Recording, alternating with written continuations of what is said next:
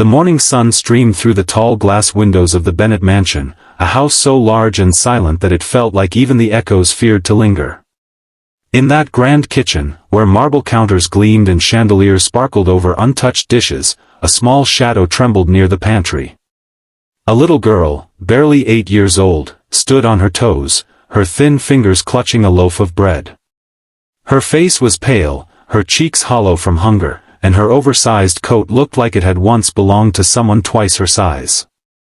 Just as she tore off a piece of bread and brought it to her lips, a deep, commanding voice broke the silence. "What do you think you're doing here?" The loaf slipped from her trembling hands, scattering crumbs across the cold tile floor. She froze, wide-eyed, staring up at the tall figure of Ethan Bennett, a man whose name was synonymous with wealth and success.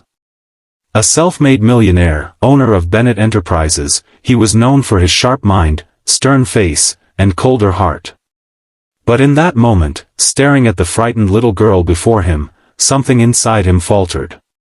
If you believe that even the smallest act of kindness can change a life, please like, comment, share, and subscribe to Echoes of Kindness. Your support helps us spread stories that remind the world of compassion and second chances. Ethan slowly stepped forward, his polished shoes echoing softly against the floor. The girl's eyes darted around, looking for an escape.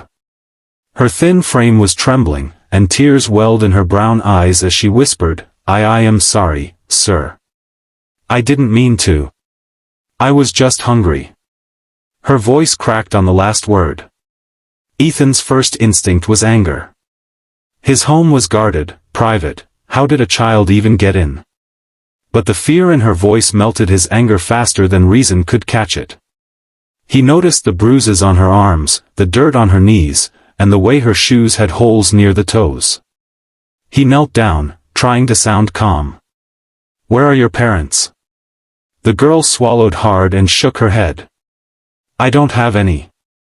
Her answer hit him like a whisper through a storm. He saw honesty in her eyes, that raw, painful honesty only hunger and hardship could teach.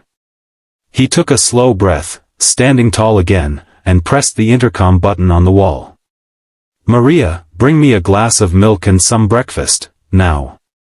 Within minutes, his housekeeper arrived, confusion in her eyes as she saw the little girl.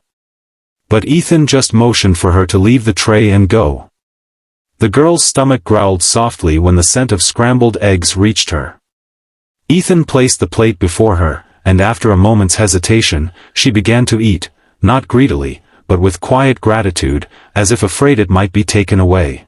He watched her silently, memories stirring in him he had long buried.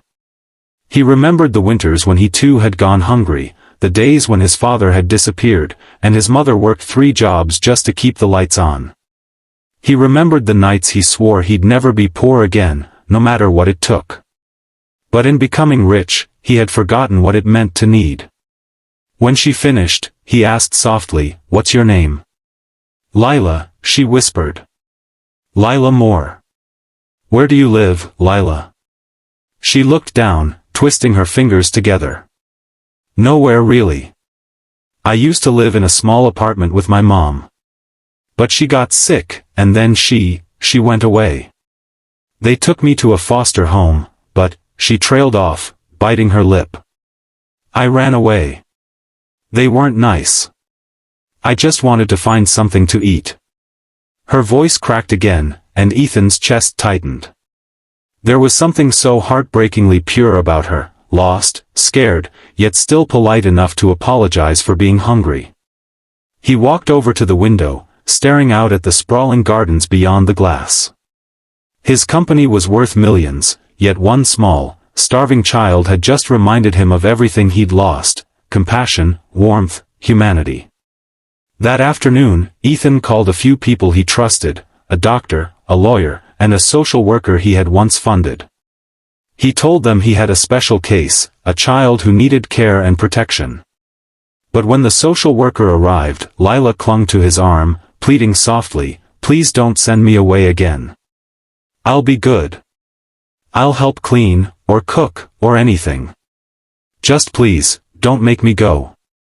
Her trembling voice shattered something deep inside him.